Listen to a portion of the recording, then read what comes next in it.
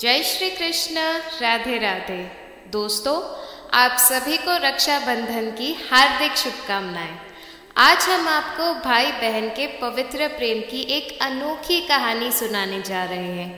ये कहानी इतनी पवित्र है कि हर माँ, बहन और मित्र इसे बड़े ध्यान से सुने, तभी उन्हें पता चलेगा कि एक भाई अपनी बहन से कितना प्रेम करता है। एक भाई अपनी बहन के प्रेम के लिए कुछ भी कर सकता है।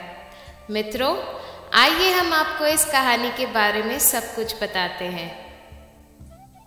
एक समय की बात है जब देवर्षि नारद जी आकाश में घूम रहे थे, तो उन्होंने देखा कि एक बहन अपने भाई की कलाई पर राखी बांध रही थी और उस राखी के बदले वो भाई उसे हमेशा सुरक्षा का वचन दे रहा था। उस समय श्रावण मास चल रहा था।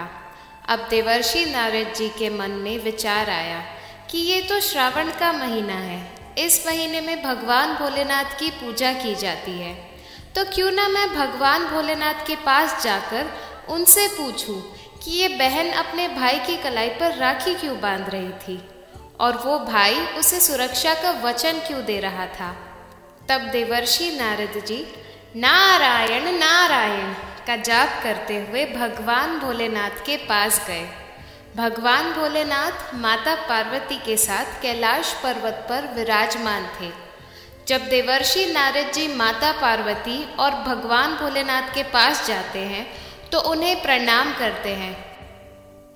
भगवान भोलेनाथ देवर्षि नारद जी से कहते हैं, ओ देवर्षि नारद जी, आज आप किस उद्देश्य से कैलाश पर्वत आए हैं। तब देवर्षि नारद जी कहते हैं, ओ प्रभु, आज जब मैं पृथ्वी के आकाश में घूम रहा था तब मैंने देखा कि एक बहन अपने भाई की कलाई पर राखी बांध रही थी और उस भाई ने उसे सुरक्षा का वचन दिया। ये क्यों है? ये भाई बहन का प्रेम कैसा है? ओ प्रभु, कृपया इसके बारे में मुझे बताएं।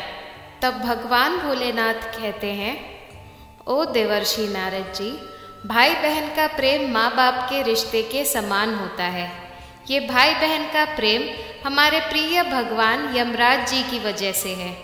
ये उनकी बहन और उनके प्रेम का प्रतीक है, इसीलिए रक्षाबंधन का त्योहार मनाया जाता है। ओ देवर्षि नारद जी, जो आपने पृथ्वी पर देखा वो भाई बहन के प्रेम का प्रतीक था। एक बहन अपने भाई के प्रेम को पाने के लिए कुछ भी कर सकती है, वो उसकी सुरक्षा करती है। परंतु अगर उस बहन पर कोई संकट आता है तो उसका भाई मुस्कुराते हुए सब कुछ सह लेता है, लेकिन अपनी बहन पर कोई आँच नहीं आने देता। ओ देवर्षि नारद जी, मैं आपको एक बहुत महत्वपूर्ण रक्षाबंधन की कहानी सुनाता हूँ। इस कहानी को सुनने के बाद आपको पूरी तरह से पता चल जाएगा कि भाई का अपनी बहन के लिए प्रेम कैसा होता है। तब देवर्षि नारद जी कहते हैं, ओ प्रभु, मुझे वो कहानी सुनाइए, अब तो मैं एक पल भी रुक नहीं सकता। तब भगवान भोलेनाथ कहते हैं, ओ देवर्षि नारद जी, इतनी उतावली इच्छा नहीं होती, क्योंकि जो भी व्यक्ति पूरी तरह से एक कहानी सुनता है उसका कल्याण होता है, और जो व्यक्ति इस वीडियो को दूसरे के साथ बांटता है उसके सभी मनोरथ पूरे होते हैं। तब भगवान भोलेनाथ जी की बात सुनकर देवर्षि नारद जी कहते हैं, ओ प्रभु, मुझे वो कहानी सुनाइए, मैं उस कहानी को अपने हृदय से सुनूंगा। अब भगवान भोलेनाथ कहते हैं, ओ देवर्षि नारद जी, आज मैं आपको एक अमीर बहन और एक गरीब भाई की कहानी सुनाता हूँ। आज की कहानी सुनने के बाद आपको पता चलेगा कि भाई बहन का रिश्ता कैसा होता है और हर भाई बहन को अपने रिश्तों को कैसे निभाना चाहिए। साथ ही आज की कहानी से आपको ये भी पता चलेगा कि कोई व्यक्ति गरीब क्यों होता है, ऐसे कौन से कारण होते हैं जो एक व्यक्ति को गरीब बना देते हैं और उससे गरीबी के दलदल में फंसना पड़ता है।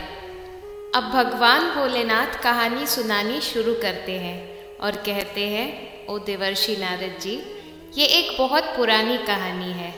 एक बार एक शहर में एक किसान रहता था। उसके 2 जुड़वा बच्चे थे। एक बेटा और एक बेटी। किसान ने अपने बेटे का नाम श्याम रखा और अपनी बेटी का नाम चित्रा। जैसे जैसे किसान के बच्चे बड़े होते गए, उनकी उम्र शादी के लायक होने लगी। तब किसान अपने बच्चों की शादी को लेकर चिंतित होने लगा। एक दिन किसान अपने पड़ोस के शहर में कुछ काम के लिए गया। वहाँ उसने एक व्यापारी के घर में शरण ली। वहाँ उसे व्यापारी का बेटा बहुत पसंद आया। अब जब किसान घर वापस आया तो उसने अपनी पत्नी से बात का जिक्र किया और व्यापारी के बेटे से अपनी बेटी चित्रा की शादी कर दी। जितना हो सकता था किसान ने अपनी बेटी की शादी में कोई कसर नहीं छोड़ी। इस तरह चित्रा अपने मायके को छोड़कर ससुराल चली गई। अपनी बेटी की शादी करने के बाद किसान अपने बेटे श्याम की शादी को लेकर सोचने लगा। किसान सोच रहा था कि अब मेरी बेटी अपने घर की हो गई है, मैं उसकी शादी एक अच्छे खानदान में कर दी है। अब मुझे अपने बेटे के बारे में सोचना चाहिए और उसकी भी शादी कर देनी चाहिए। अगर मेरे बेटे की शादी सही वक्त पर हो गई तो मैं अपनी बाकी जिंदगी अपनी पत्नी और बहू के साथ आराम से बिताऊंगा।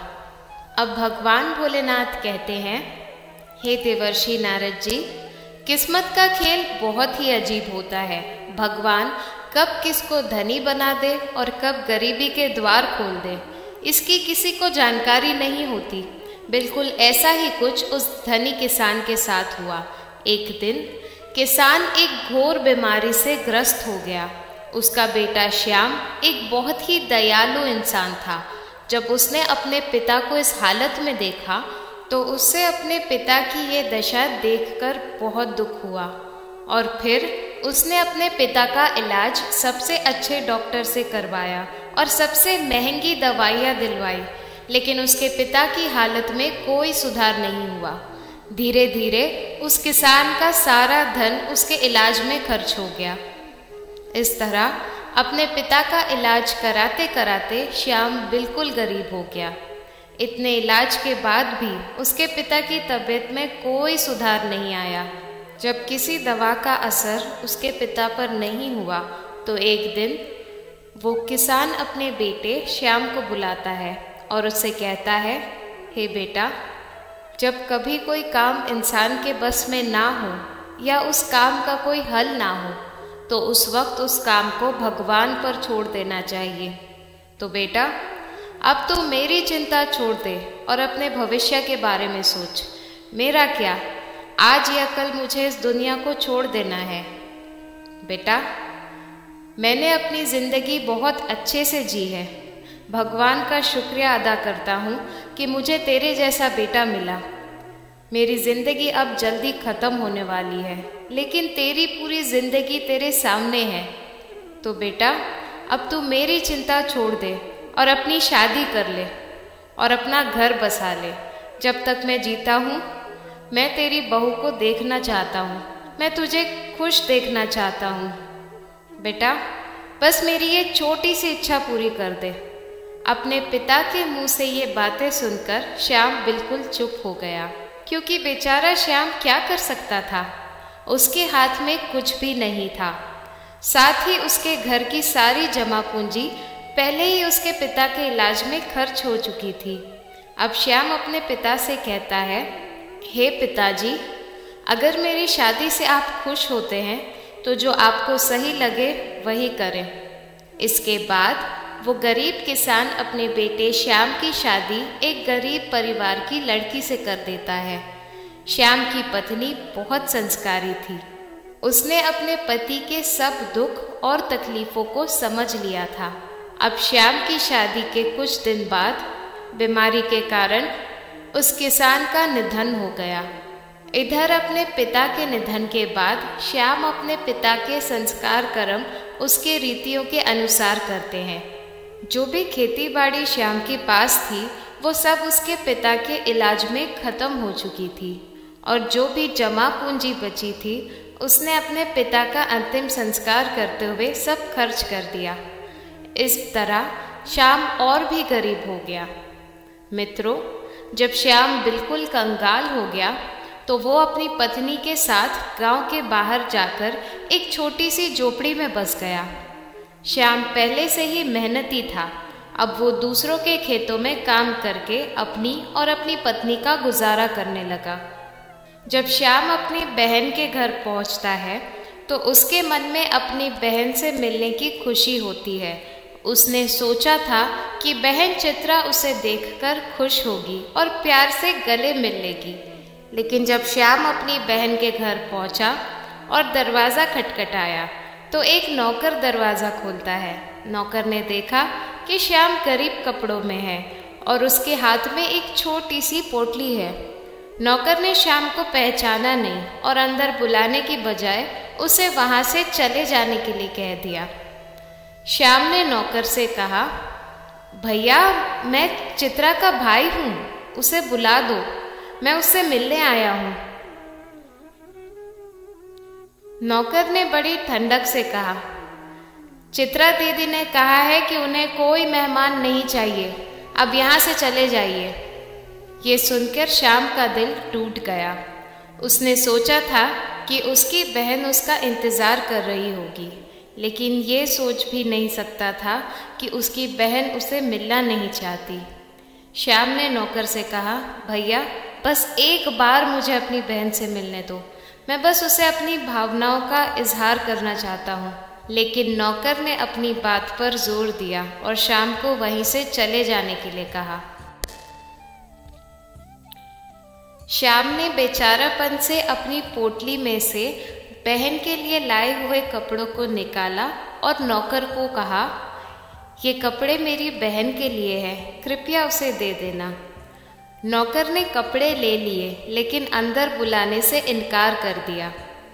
दिल पर पत्थर रखकर श्याम वापस अपने घर लौट आया।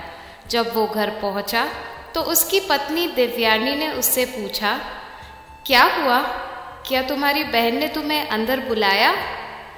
श्याम ने अपनी पत्नी के सामने अपने आंसू रोकने की कोशिश की, लेकिन उसके आंसू बाहर आ ही गए। उसने कहा, नहीं, उन्होंने मुझे मिलने से मना कर दिया। नौकर ने कहा कि उन्हें कोई मेहमान नहीं चाहिए। दिव्यानी ने अपने पति को संभाला और कहा, आपने अपना फर्ज निभा दिया, आप अपने मन से ये दुख निकाल दो, भगवान सब देखता है। श्याम चुपचाप अपने बिस्तर पर जाकर बैठ गया, लेकिन उसके मन में अपने बहन के प्रति दुख और निराशा का भार बढ़ता गया। इस तरह अपने ही रिश्तेदारों से दूर होते हुए श्याम अपनी पत्नी और बेटे के साथ अपने जीवन की कठिनाइयों का सामना करता रहा। भगवान भोलेनाथ ने नारद जी को बताया कि कलयुग में पैसा और धन का इतना प्रभाव है कि लोग अपने ही रिश्तेदारों को भूल जाते हैं, लेकिन सत्य और ईमान के रास्ते पर चलने वाले लोग हमेशा भगवान के अनुग्रह के हकदार होते हैं और वो अपनी कठिनाइयों का सामना करते हुए भी अपनी अच्छाई को नहीं छोड़ते। कुछ साल बीत गए। श्याम दोबारा से अपनी बहन से मिलने उसके ससुराल गया। रात हो चुकी थी और श्याम अपनी बहन के घर के बाहर खड़ा था, इंतज़ार करते हुए। बेचारा श्याम अपनी बहन चित्रा को देखने के लिए बेसब्र था। चित्रा के घर में जब उसकी सहेलियों और सास ने श्याम को देखा तो उन्होंने चित्रा से कहा, चित्रा, तुम्हारा भाई तुम्हारे घर के दरवाजे पर खड़ा है, जाके देखो, वो तुम्हारा इंतज़ार कर रहा है। चित्रा ने जब ये सुना तो उसके मन में गुस्से से भर गई। उसने अपनी सहेलियों से कहा, अगर मेरा भाई दरवाजे पर खड़ा है तो बताओ उसने कैसे कपड़े पहने हैं। तब उसकी सहेलियों ने कहा, तुम्हारा भाई पुराने फटे हुए कपड़ों में खड़ा है। ये सुनकर चित्रा का गुस्सा और बढ़ गया। गुस्से से लाल चित्रा सबकी नज़रों से बचती हुई अपने भाई के पास पहुंची। बेचारा श्याम अपनी बहन को देखते ही खुशी से रो पड़ा। उसने अपनी बहन को देखते ही अपनी आंखों में आंसू भर लिए, क्योंकि वो लंबे समय बाद उससे मिल रहा था। चित्रा ने अपने भाई को चुपके से घर के एक अंधेरे वाले कमरे में ले जाके कहा, भाई, तुम्हें किसने निमंत्रण भेजा था यहाँ आने के लिए?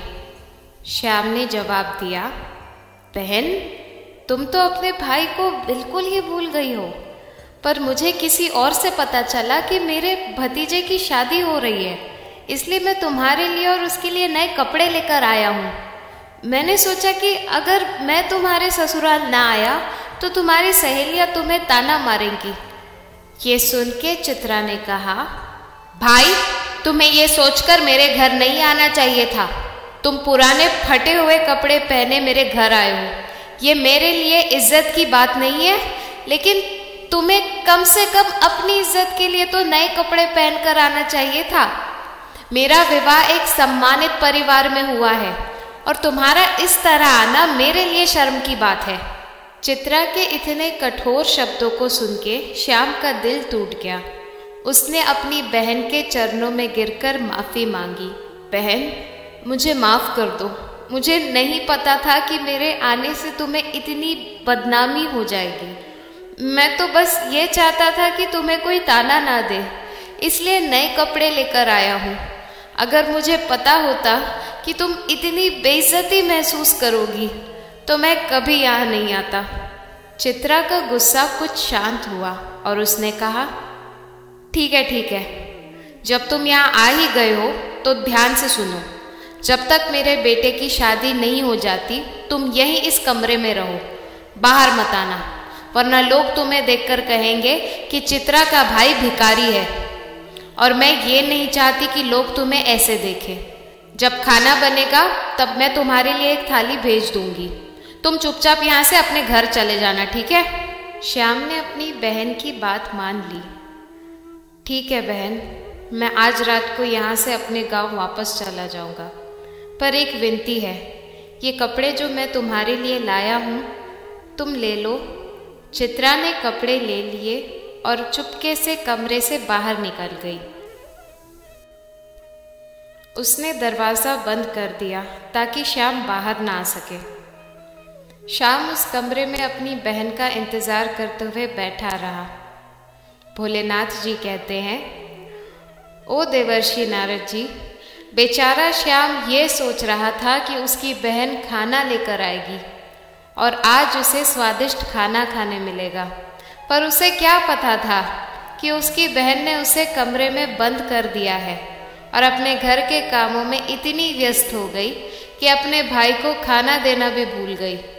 चित्रा अपने भाई को बंद कर अपनी शादी के कामों में इतनी डूब गई कि उसे याद ही नहीं रहा कि उसका भाई उस कमरे में भूखा बैठा इंतजार कर रहा है।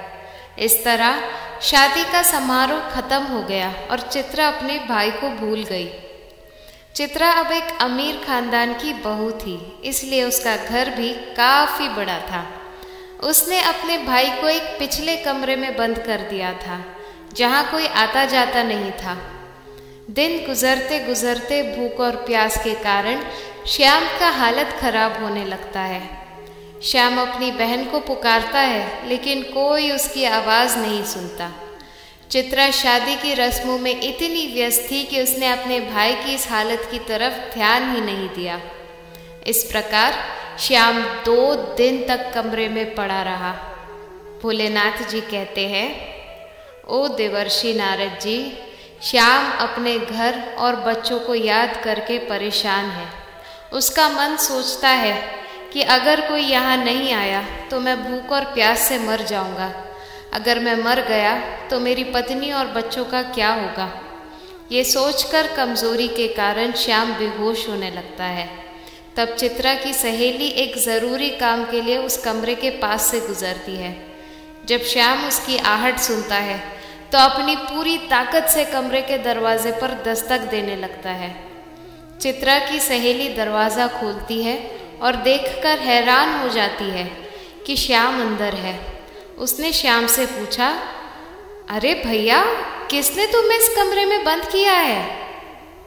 श्याम ने जवाब नहीं दिया, क्योंकि उसने अपनी बहन को उसकी सहेली के सामने बेइज्जत करना नहीं चाहता था।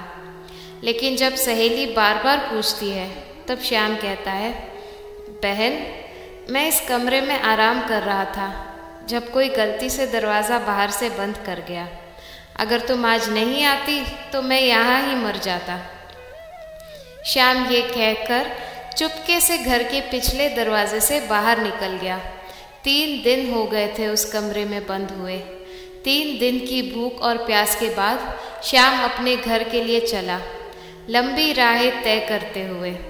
उसकी हालत इतनी खराब हो गई कि उसने सही रास्ते पर चलने की कोशिश भी नहीं की। वो बेहोश होने ही वाला था जब एक बूढ़ी औरत ने उसे पकड़ लिया। श्याम को कुछ घंटों बाद होश आया और उसने देखा कि वो एक बूढ़ी औरत की गोद में है। श्याम तुरंत उठता है और बूढ़ी औरत से पूछता है, आप कौन है माँ जी? वो बूढ़ी औरत, जो कि देवी माँ थी, श्याम को अपनी गोद में ले रखा था क्योंकि श्याम की पत्नी देवयानी उस देवी माँ की पूजा रोज करती थी। भोलेनाथ जी कहते हैं, ओ देवर्षि नारद जी, वो बूढ़ी औरत श्याम से कह देती है, मैं एक निष्काम और जंगली औरत हूँ जो इस जंगल को अपना घर समझती हूँ। श्याम उस बूढ़ी औरत को प्रणाम करता है और अपने घर जाने की तैयारी करता है। तब बूढ़ी औरत श्याम से कह देती है, बेटे तुम कहाँ से आ रहे हो और कहाँ जा रहे हो?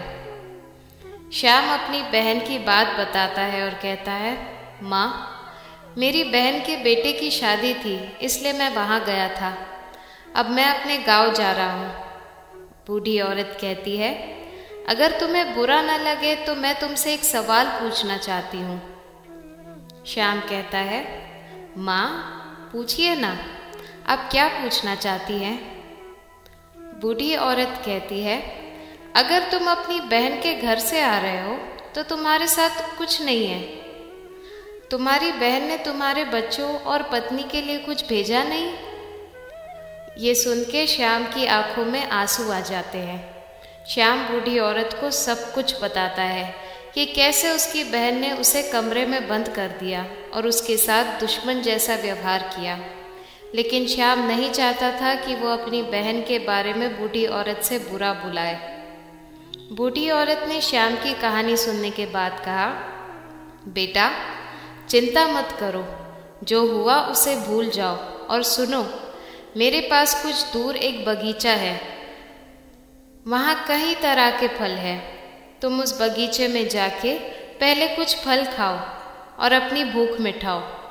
जब तुम्हारा पेट भर जाए तो कुछ फल अपने पत्नी और बच्चों के लिए ले लेना।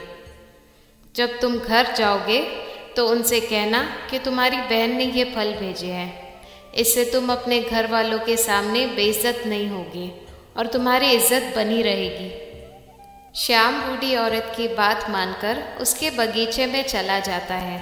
वहाँ जाके श्याम देखता है कि बगीचे में कई तरह के फल हैं। उसने फल तोड़कर खाए और अपने पेट को भर दिया। उसने कुछ फल अपनी थैली में डाले और घर जाने के लिए तैयार हो गया। बूढ़ी औरत उसे कह देती है, बेटा जब तुम जाओ इन 8 बातों का ध्यान से सुनो, ये तुम्हारे लिए बहुत उपयोगी होंगे। भोलेनाथ जी कहते हैं, ओ देवर्षि नारद जी, अगर किसी व्यक्ति को ध्यान से परखना हो तो उस व्यक्ति को इन 8 बातों को ज़रूर ध्यान में रखना चाहिए। फिर भोलेनाथ जी कहानी को आगे बढ़ाते हैं। उस बूढ़ी औरत जो देवी माँ का अवतार थी, श्याम को 8 बातें बताती है। इन 8 बातों को सुनने के बाद श्याम अपने घर के लिए चला जाता है। जब श्याम अपने घर पहुंचता है और बगीचे से भरे हुए फलों की थैली अपनी पत्नी को देता है, तब श्याम का बड़ा बेटा और कुछ छोटे बच्चे उससे पूछते हैं, तुम बुआ के घर से आ रहे हो? बुआ ने हमारे लिए क्या भेजा है? श्याम ने बच्चों को थैला दिया और अपनी पत्नी को देकर खुद अपने खेतों की तरफ चला गया, क्योंकि उसे अपनी बहन के व्यवहार से परेशानी हुई।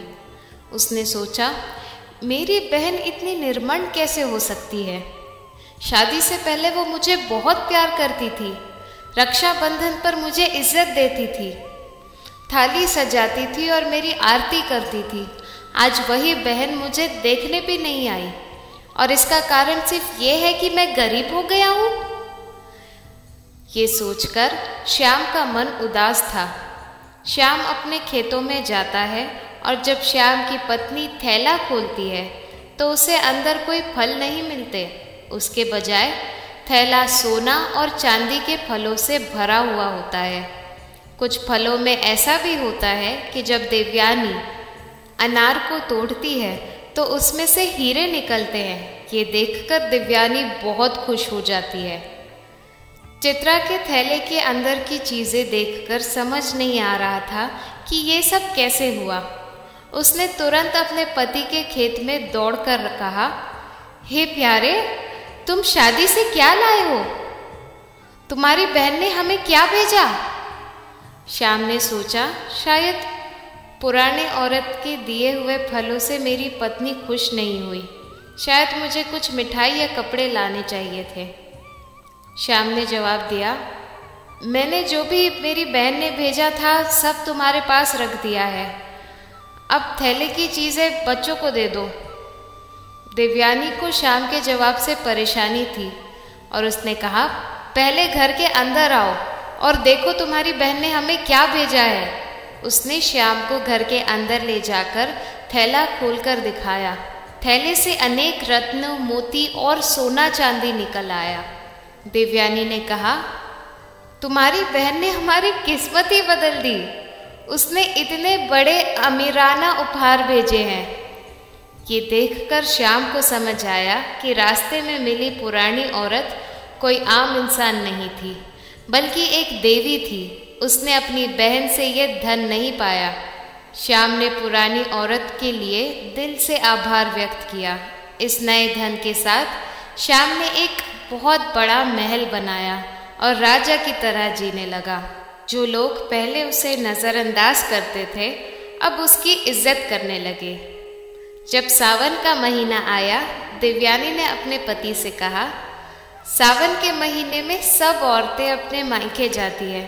तुम भी अपनी बहन के घर जाओ और मेरी ननंद को यहाँ ले आओ।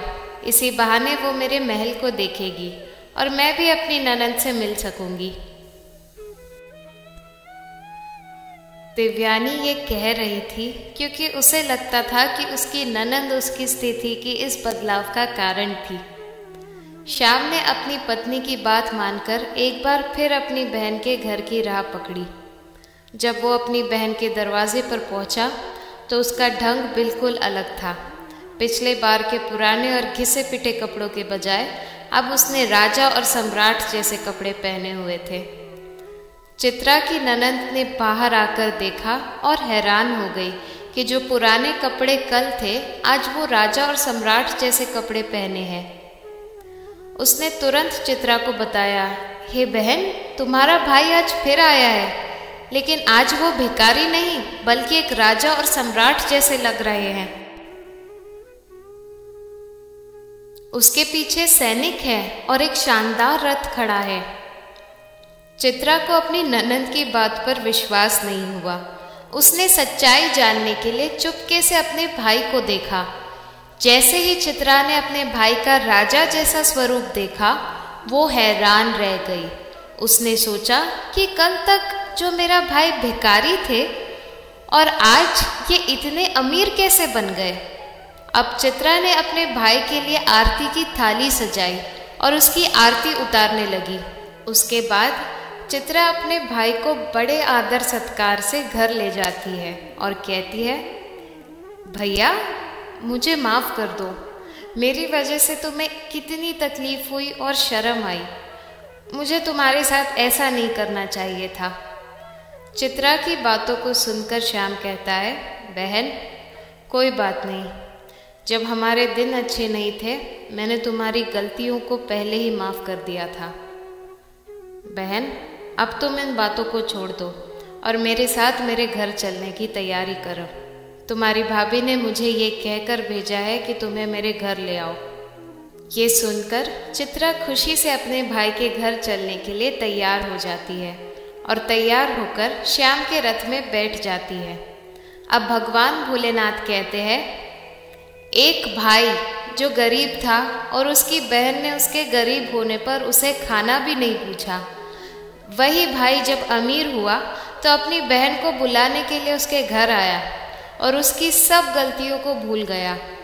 ऐसे ही जब श्याम की बहन अपने घर पहुंचती है तो उसने अपने भाई की शान देखकर हैरानी होती है। उसने देखा कि एक शानदार महल है और महल में कई सेवक हैं और खाना भर गया है। चित्रा अपने भाई की स्थिति को देखकर हैरान हो जाती है। महल पहुंचने के बाद श्याम की पत्नी देवयानी भी अपनी ननंद का पूरा ध्यान रखती है और उनकी सेवाएं करती है। 7 दिन तक देवयानी अपनी ननंद को आराम देने के लिए रखती है।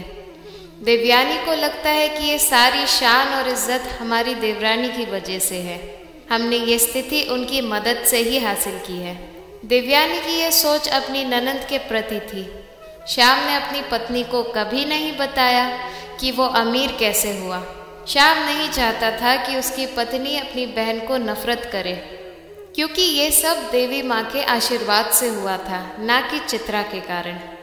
लेकिन श्याम ने अपनी बहन को इसमें शामिल किया, क्योंकि अगर उसकी बहन ऐसा ना करती तो शायद उसे देवी माँ का आशीर्वाद नहीं मिलता। श्याम की पत्नी देवयानी को ये सोच पता चल गई और वो अपनी ननंद का पूरा ध्यान रखती थी।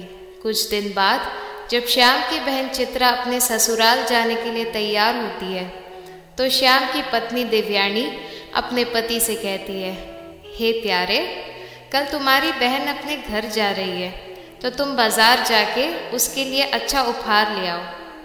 देवयानी की बातों को सुनकर श्याम घर से निकल पड़ता है। श्याम एक दर्जी के दुकान पर पहुंचता है और दर्जी से कहता है, भाई साहब, मुझे अपनी बहन के लिए एक जूता बनाना है, क्या तुम मेरी बहन के लिए जूता बना सकते हो? दर्जी कहता है, भाई मैं जूता तो बना दूंगा, लेकिन ये काफ़ी महंगा पड़ेगा। श्याम कहता है, भाई मैं तुम्हें अच्छे खासे पैसे दूंगा, लेकिन तुम ऐसा जूता बनाओ कि जब मेरी बहन इसे पहने उसकी खुशी का ठिकाना ना रहे। मैं तुम्हें 8 चीज़ें बताने वाला हूँ जो उस बूढ़ी औरत ने मुझे चलते वक्त बताई थी। इसके बाद श्याम दर्जी को 8 चीज़ें बताता है जो बूढ़ी औरत ने उसे बताई थी। अब भगवान भोलेनाथ कहते हैं, श्याम दर्जी को ज्ञान की बातें बताता है। इस तरह श्याम दर्जी को बार बार ज्ञान की बातें बताता है। श्याम कहता है कि पहली बात यह है कि कहीं ना कहीं इंसानियत की गलती होती है। अज्ञानता गरीबी का मूल होता है। श्याम कहता है, दूसरी बात यह है कि जो हमेशा बैठे रहते हैं वो कभी भी अमीर नहीं बन सकते। उस आदमी को अपने काम और शक्ति पर ध्यान देना होता है। ये गरीबी एक विशेषता है, उसकी किस्मत आलस में गुजरती है। तीसरी बात यह है कि जो आदमी हमेशा एक ही काम करता है वो भी हमेशा गरीब ही रहता है। चौथी बात यह है कि गरीबी से बड़ा कोई श्राप नहीं होता, इसीलिए ज्ञान प्राप्त करो और अज्ञानता को हटाओ। पांचवी बात यह है कि तुम पाप को समय मत दो, एक मजबूत आध्यात्मिक अभ्यास में लग जाओ और अपनी गरीबी को दूर करो। छठी बात यह है कि कर्मा कभी भी किसी काम को नहीं करता, किस्मत हमेशा किस्मत पर निर्भर होती है, ये आदमी के प्रयासों पर निर्भर होती है। सातवीं बात यह है कि हमेशा अजनानी से प्यार करो। एक गरीब व्यक्ति वही है जो गरीबी को बार बार जीतता है। ज्ञान हमेशा एक हथियार होता है। आठवीं बात यह है कि श्याम दर्जी से कहता है, दर्जी भाई, मेरी बहन जब तुम 8वीं बार कदम उठे तो बस ये कह दो कि पैसों की बाजार में संस्कृति बदल गई। पैसों और धन के संबंध गरीब हो गए हैं। अब श्याम दर्जी से कहता है, दर्जी भाई, मुझे ऐसा जूता बनाना है जो ये 8 बातें कहे। जब मेरी बहन ये बातें सुनेगी तो उसे अपनी गलती समझ आएगी कि कैसे उसने पैसे के अहंकार में अपने भाई को इतना अपमानित किया। श्याम अपनी बहन के लिए सोना और चांदी के जूते बनवाता है जिनमें हीरे और मोती भी लगे हुए होते हैं, और उन जूतों को अपनी बहन को उपहार के रूप में देता है। सोना और चांदी के जूते देखकर चित्रा के चेहरे पर बहुत खुशी हो जाती है, क्योंकि उसे पैसे की लालच थी। सोना, चांदी, हीरे और मोती से सजे जूते देखकर उसकी लालच और बढ़ जाती है। अब चित्रा बहुत खुश होती है और अपने भाई से विदा लेकर अपने घर चली जाती है। जब चित्रा अपने ससुराल पहुंचती है तो चित्रा की ननंद पूछती है, चित्रा, तुम अपने भाई के घर से कैसे आई? तुम्हारे भाई ने तुम्हें क्या उपहार दिया? तब चित्रा अपनी ननंद और ससुराल वालों को अपने भाई द्वारा दिए गए उपहार दिखाती है और कहती है, देखो, मेरे भाई ने मुझे सोना और चांदी से बने जूते दिए हैं जो हीरे और मोतियों से सजाए गए हैं। फिर चित्रा उन जूतों को पहनकर चलती है। जैसे ही चित्रा उन जूतों को पहनकर चलती है, जूते कहते हैं, पैसों के बाजार में संस्कृति बदल गई है। पैसों और धन के संबंध करीब हो गए हैं। ये सुनकर चित्रा अपने सिर को शर्म से झुका लेती है और अपने भाई को याद करते हुए रोती है। जब चित्रा की ननंद उसे देखती है तो वो पूछती है, चित्रा, क्या हुआ? चित्रा रोती है और अपनी ननंद से कहती है, बहन, मैंने अपने पैसे के अहंकार से इतनी बड़ी गलती की है कि मैंने अपने भाई को इतना अपमानित किया। मैं अपने भाई से पानी भी नहीं पूछा। देखो, मेरे भाई ने मुझे इतने महंगे जूते दिए हैं। अब मुझे अपने आप से शर्म आ रही है। मैं जीना नहीं चाहती। तब चित्रा की ननंद कहती है, चित्रा, जो भी हुआ उसे भूल जाओ। अब से याद रखो, किसी के साथ ऐसे व्यवहार ना करो, क्योंकि जो पैसा और धन के अहंकार में रहता है, महालक्ष्मी उसे हमेशा के लिए दूर हो जाती है। इसलिए मेरे शब्दों को हमेशा याद रखो। और इस तरह चित्रा की ननंद चित्रा को समझाती है और चित्रा भी सबके साथ प्यार से व्यवहार करने लगती है। अब भगवान भोलेनाथ कहते हैं, हे देवर्षि नारद जी, भाई बहन का प्यार अन्य होता है। अगर कुछ समय के लिए फासला होता है तो कुछ समय बाद वो फासला फिर से भर जाता है। जैसे श्याम और उसकी बहन चित्रा के बीच के फासलों को भर दिया। श्याम की पत्नी दिव्यानी की वजह से श्याम दोबारा अमीर बन गया और वो भ्रम के पर्दा जो उसकी बहन की आंखों पर चढ़ा था, वो भी श्याम ने उन बोलते हुए जूतों के जरिए हटा दिया। आखिर में सब कुछ ठीक हो गया। अगर कोई दिल से कुछ चाहता है तो भगवान हमेशा उसका सहारा बनता है। अब देवर्षि नारद जी कहते हैं, हे प्रभु, जो कहानी आपने मुझे बताई वो सच्चाई से भरी हुई है। धन्यवाद इस कहानी को मुझे समझाने के लिए। मित्रों, हमारे वीडियो द्वारा दी गई ज्ञान आपको कैसी लगी? कृपया करके कमेंट्स में बताएं।